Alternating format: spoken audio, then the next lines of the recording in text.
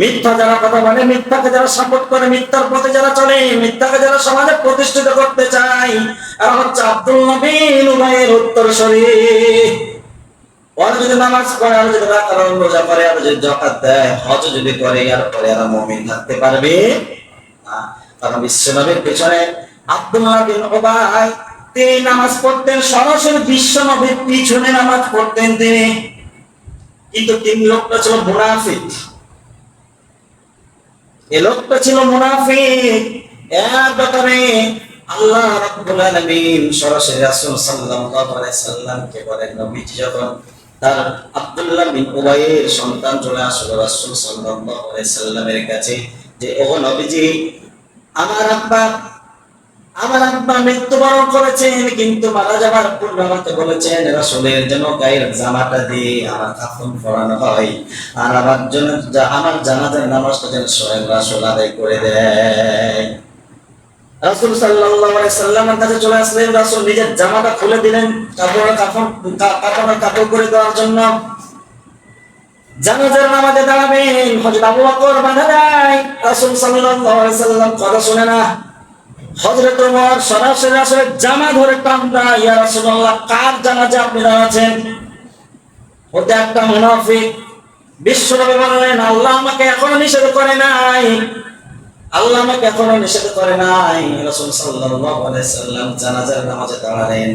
রাসূল সাল্লাল্লাহু আলাইহি সাল্লাম জানাজার নামাজের শেষে দাফন কাজ শেষ করার পরে আল্লাহর দরবারে হাত তুলেছেন, আল্লাহ আব্দুল্লাহ বিন উবাইকে তুমি মাফ করে দাও।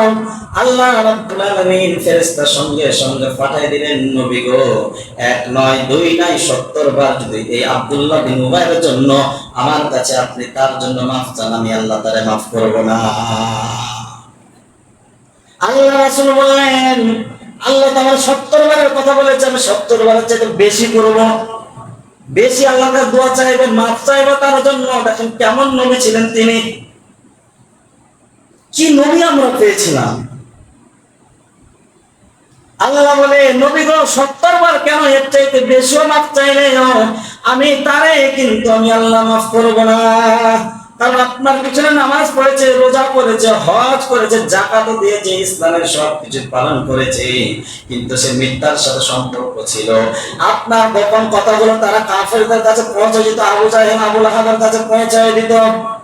জিহাদের ময়দান থেকে আপনার পিছন দিক থেকে সৈন্য বাহিনীদেরকে নিয়ে সে পালায়ে এসেছিল আপনাকে বিপদের মধ্যে ফেলে।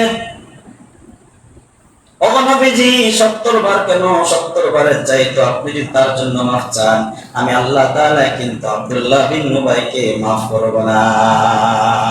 আজকে যারা মিথ্যার পথে চলবে, মিথ্যাকে যারা সাপোর্ট করবে, যারা এই সমাজের মধ্যে বিশৃঙ্খলা করার জন্য খুব পরামর্শ দেবে, সত্যকে যারা প্রতিষ্ঠিত করতে দেবে না, মনে করবে হচ্ছে আব্দুল্লাহ বিন উবাইয়ের উত্তরসূরি। এই আব্দুল্লাহ বিন উবাইয়ের উত্তরসূরি থাকবে যারা, মুমিন কখনো হতে পারবে না তারা। আল্লাহ রাব্বুল আলামিন বলেছেন, কুলু মা'আস সাদিকিন, যারা সত্যকে সমাজের মধ্যে প্রতিষ্ঠিত করতে চায়, এদের সঙ্গে এদের তোমরা সঙ্গী সাথী হয়ে যাও।